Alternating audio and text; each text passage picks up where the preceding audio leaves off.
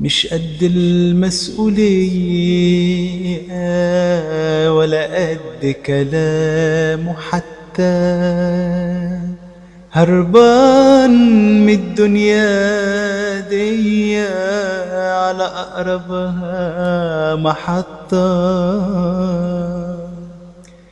مش قد المسؤولية ولا قد كلامه حتى، هربان من الدنيا دي على أقربها محطة. مش قادر على الحياة بعسلها ومرها،